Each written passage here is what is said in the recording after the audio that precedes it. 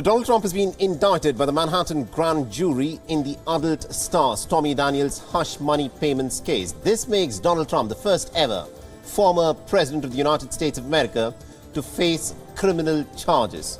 The historic indictment is likely to shake up the 2024 presidential race. And specific charges are not yet known, and the indictment is likely to be unsealed by the judge in the coming days. These charges have come after a year-long investigation into a payment that was made by Donald Trump's personal lawyer to Stormy Daniels. Trump, however, has denied any wrongdoing in connection with the payments that allegedly were made to Stormy Daniels.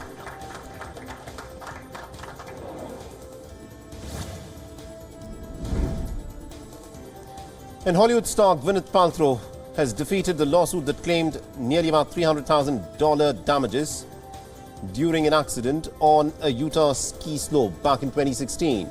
Now, 76-year-old Terry Sanderson, who's a retired optometrist, had suffered a concussion and 4 broken ribs in the incident when Gwyneth Paltrow had slammed into him from the back. Sanderson blamed Gwyneth Paltrow for the incident and had sought $300,000 in terms of damages from her. Paltrow said that she did not cause the accident, but it was Sanderson who in fact struck her from behind. Now, the 8-person jury sided with Paltrow, ruling that Sanderson was 100% at fault and awarded Paltrow a sum of $1 in symbolic damages that she'd asked for in a counter lawsuit.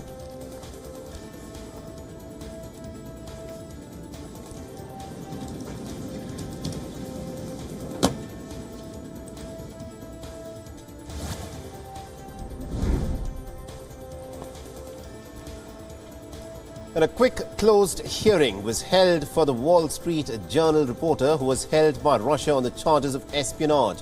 Russia charged the American correspondent with spying over Russia's military intervention in Ukraine.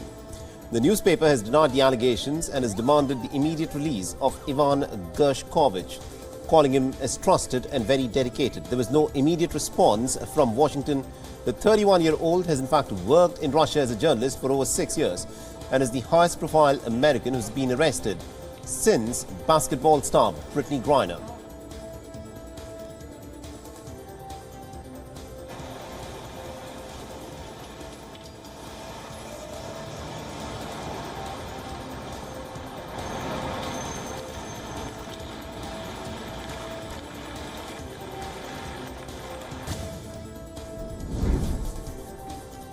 The foreign ministers of NATO's eastern flank have arrived in Poland to take part in the Bucharest 9 summit. The Bucharest 9, which is a Polish-Romanian initiative, focuses on security in the Black Sea region and Ukraine. The group, in fact, is made of Bulgaria, the Czech Republic, Estonia, Hungary, Latvia, Lithuania, Poland, Romania and Slovakia. It had last met in February when the US President Joe Biden was visiting Poland. The foreign ministers from Central and Eastern European nations will be meeting the NATO, US, Spain, Sweden and Finland officials sometime this week. What a horrible guy. I know. Thank you.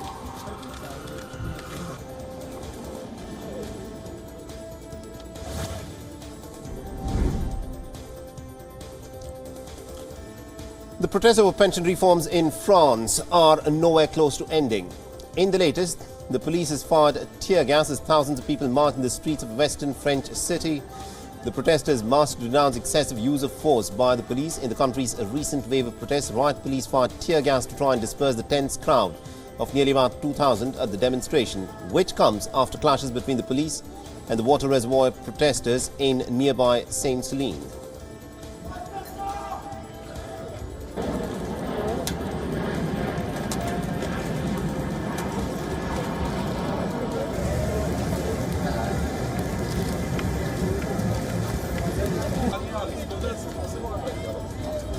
Regarde, il a 3 minutes là-bas, il est pas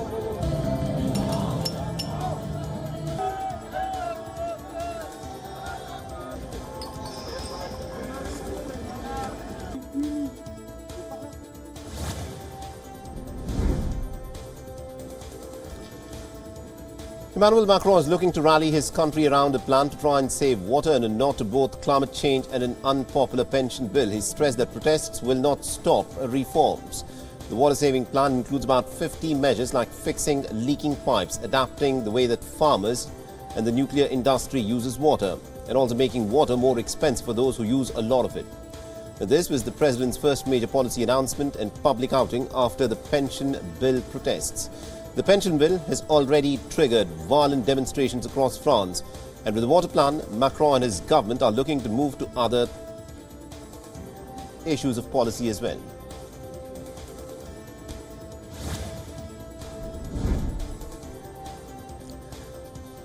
Indonesia and Russia have signed an extradition agreement. The Southeast Asian nation's law minister has welcomed the move as it will strengthen efforts to combat cross-border crimes. The treaty was signed by Indonesia's law minister and Russia's justice minister in a ceremony that was held on the resort island of Bali. The two called it very important as it can help the nation to deal with transnational crimes such as cybercrime, money laundering, drugs and corruption. Indonesia shares diplomatic ties with Russia since 1950 and its relations have in fact remained good despite the war in Ukraine.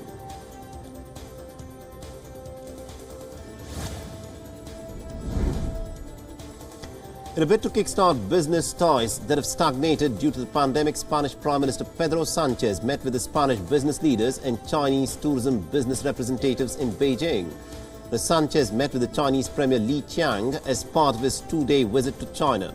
He is also scheduled to meet with the Chinese President Xi Jinping. Pedro Sanchez will be the first leader to back Ukraine and to be meeting with Xi Jinping following his high-profile visit to Moscow.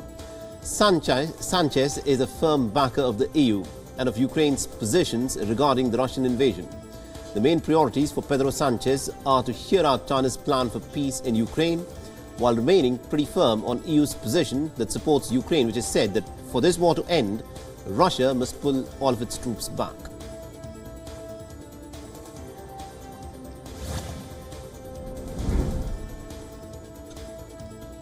Japan's foreign minister will visit Beijing for 2 days from Saturday to discuss a range of issues, including the detention of a Japanese Astellas farmer employee. Japan's foreign minister Yoshimasa Hayashi will be visiting Beijing on the 1st of April, and this will be the first such visit in over 3 years. He said that he'll be meeting his Chinese counterpart Qin Yang and the Chinese State Councillor Wang Yi. His visit will aim at building a constructive and a stable relationship, and he plans to discuss a whole range of different issues, including the detention of a Japanese farmer employee in China. Japan has been demanding for his early release.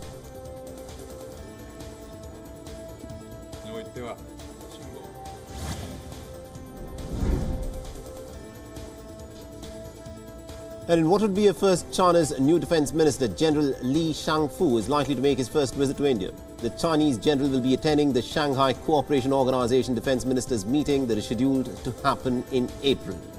And this will also be the first high-level Chinese military official's visit to India since the border standoff which began in 2020. And not just that, India and China are also looking to arrange a bilateral meeting between the defense ministers of India and China, and this would also make it the first meeting between the two top leaders.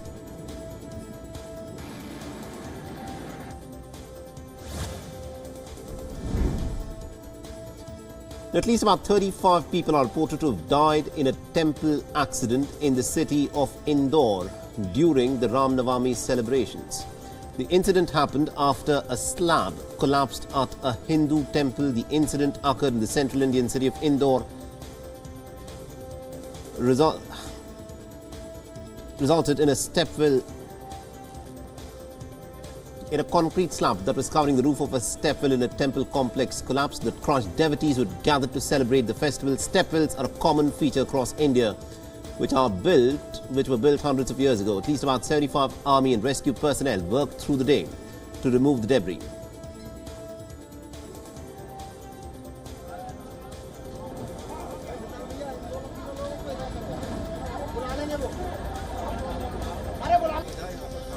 भी मौजूद है और हम आपको सीधी तस्वीरें दिखा रहे हैं। ये देखिए मुख्यमंत्री Shivraj Singh Chauhan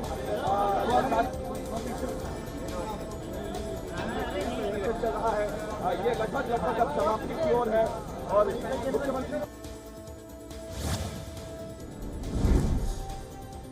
A new video of Amrit Pal has now surfaced in the latest footage. This new video, in fact, shows the fugitive who's on the run that he would soon appear before the world. Now, Amrit Pal, remember, has been on the run for the last 13 days after the Punjab police had launched a crackdown against members of his unit, Waris Punjab. The new footage also appears a day after he had dared the state police of Punjab to arrest him in a video message. It is alleged that Amrit Pal has been maintaining links with Pakistan's ISI. Sources have further said that he has also managed to radicalize youngsters at the behest of the ISI to destabilize the situation in Punjab.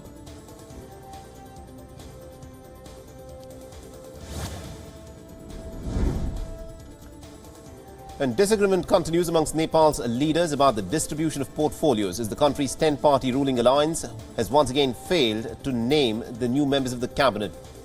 Earlier, the parties had in fact agreed on a formula to share the departments with the Nepali Congress that had emerged with the largest chunk of 8 ministries, while the final decision on this will be made on Thursday morning. At present, there are only about 6 cabinet ministers, including the Prime Minister and 1 Minister of State in the Prachanda-led government. And Prime Minister Pushpakamal Dahal Prachanda is, of course, scheduled to visit India in the month of April this year.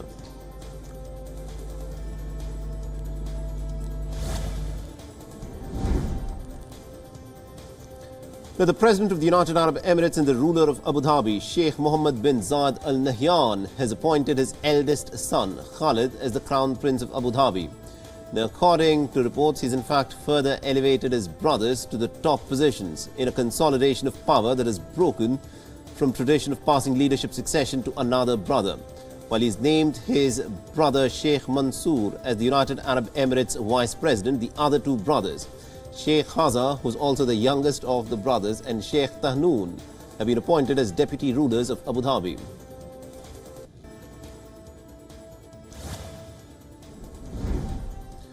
On Friday, thousands of Muslim worshippers crossed the West Bank checkpoints into Jerusalem. The worshippers, of course, went into the holy city to attend the Ramadan prayers. Men and women had to go through security checks before entering into the holy city. These are people from outside of Jerusalem. A large number of Muslims, of course, live within Jerusalem. Ramadan has witnessed violent clashes with the Israeli police and the Palestinians in previous years, including in this year, where the Israeli police has stormed into the Al-Aqsa Mosque compound as well. Al-Aqsa is Islam's 3rd holiest site. It's also revered as the Temple Mount by the Jews. The Ramadan, interestingly, coincides this year with Judaism's Passover and Christian Easter.